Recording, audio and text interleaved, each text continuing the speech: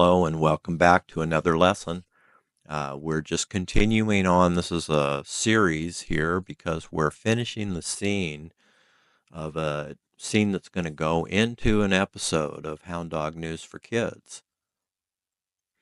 And so we're just doing the finishing touches here, which is basically working with the face puppet to make the facial directions the way that we want them to go.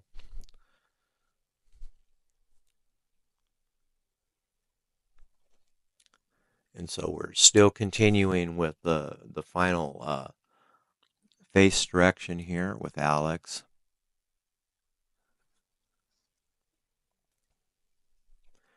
And once in a while I get onto the wrong Alex. We have the invisible Alex right now and the Alex that we're seeing. And I can see that little icon down there is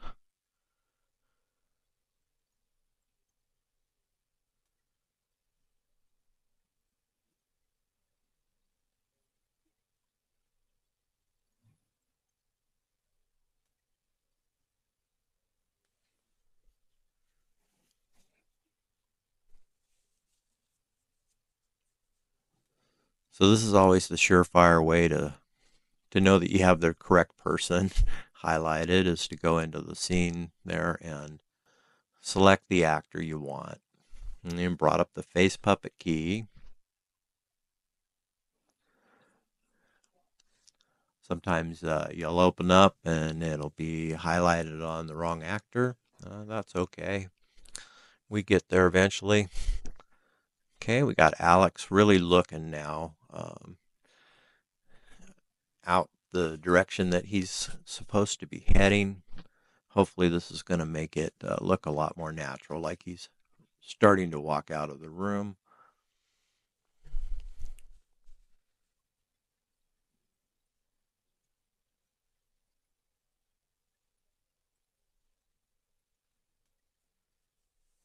Pretty cool.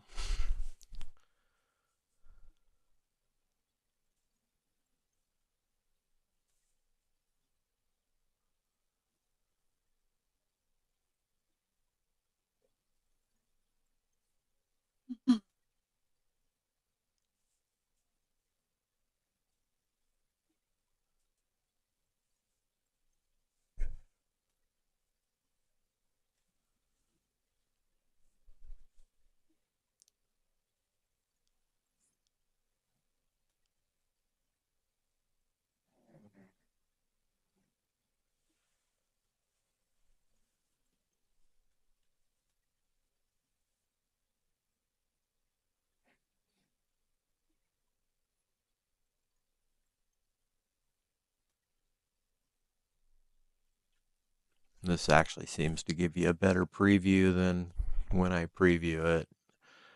Just sliding it, of course, keeps it in that small screen like that, and we can see it more fluidly.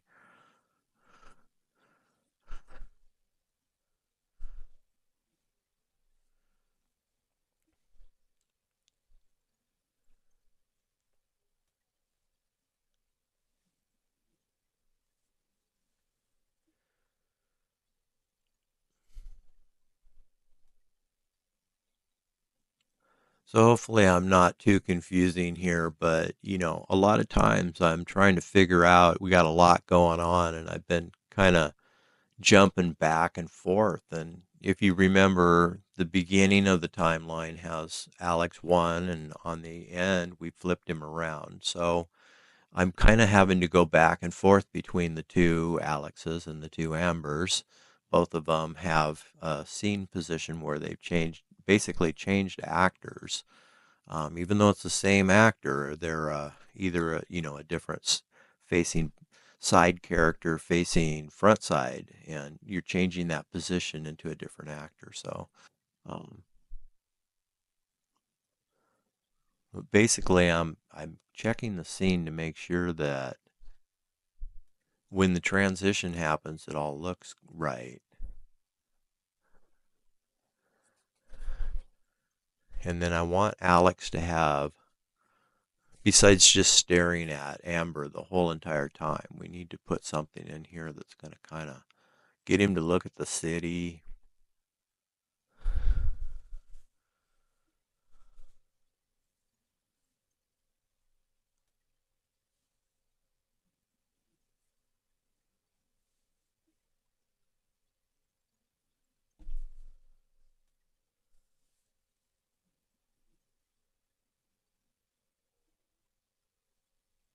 So finding the controller is a lot like that game that you play where you try to find the hidden characters in the scene, and each time the character's hidden in a different spot.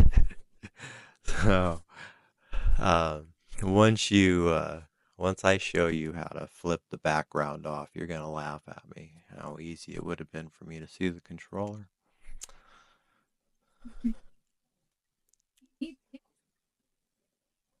Okay, there we go. He's looking out at the city now, taking a gander while they're walking on the machine.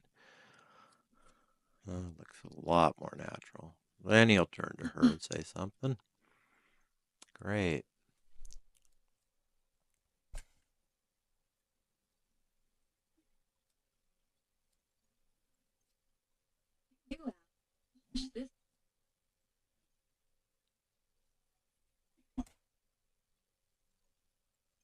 Hmm.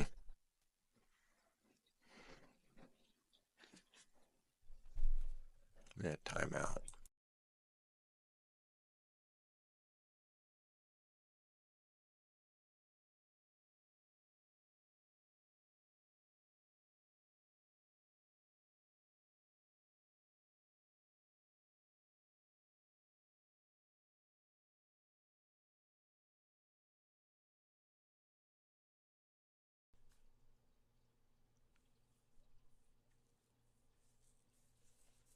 Okay, and we'll just keep moving through these facial head movements, I should say.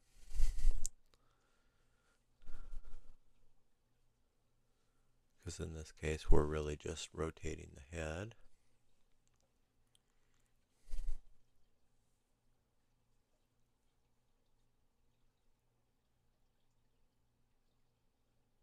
Time.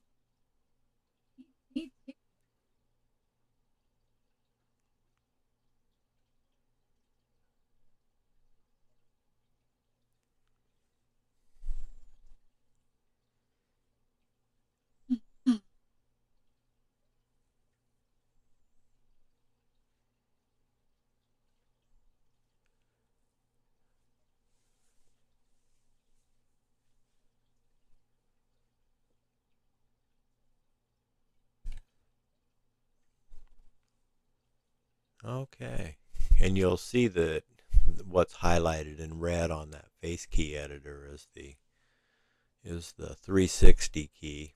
And all my characters are what they call 360, where the head rotates up, down, sideways. So I'm usually just on that key. So you can see here I can click the background button and make the scene look translucent. And here's where I was talking about where I can just simply flip that one switch, and then I could easily see the key in order to adjust the face key movement. So this could be maybe an easier option when I'm working with a background that just has so much going on that it makes it hard to find the controller.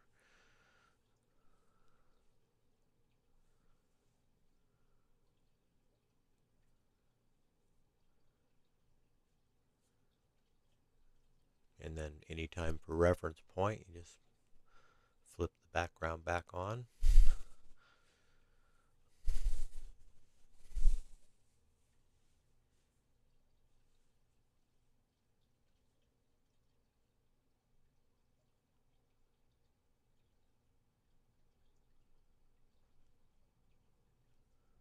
And this way you have, just yet another option.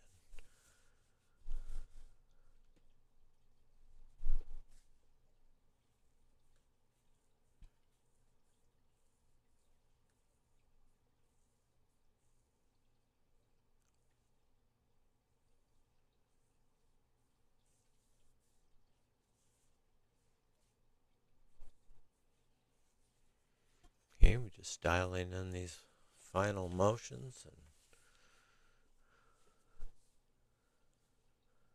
working our way through the timeline. I love the way you can just fine tune it, change the face, change the eyes, change the head. Story. Okay,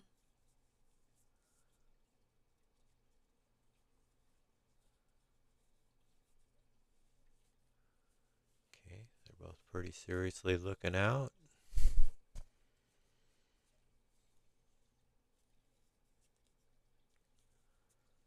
That should look great in a transition. When we take it to the editor, then it'll have a flash of light and that type of thing as it moves to the next scene. So it goes pretty quick. And we'll turn this background back on.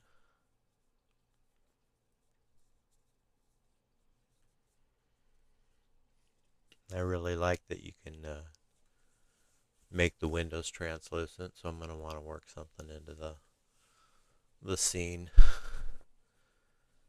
Maybe where they looks like they flip a switch or something to make the city come on.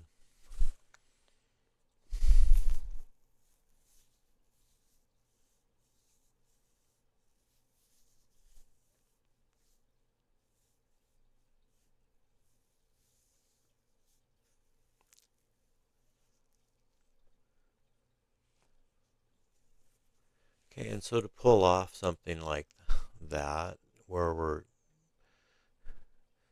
we have her, Amber, perhaps say something like, check this out, and then it flips to the city, then what we would need to do is use the hide key.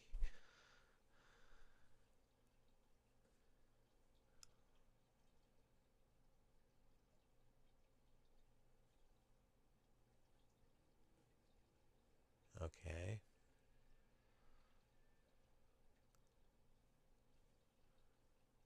And then we move forward into the scene where we want the background to turn on and unhide it.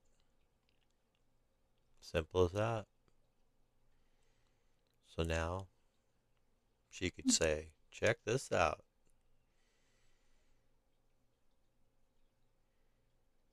And of course, like with anything, we'll work on the timing and get it to fit appropriately into the scene.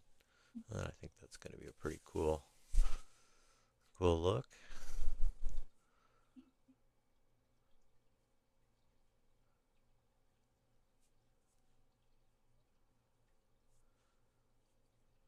And then wow, this is amazing.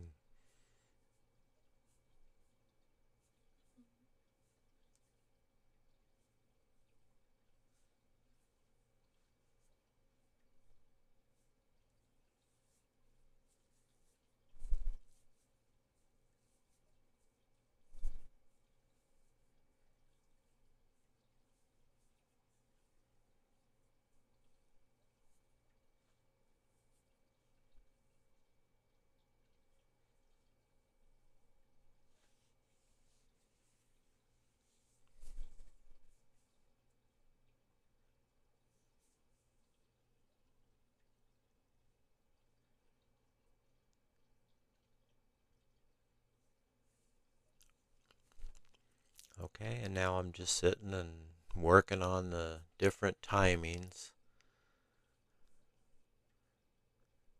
and to find out just where I want the scene to switch.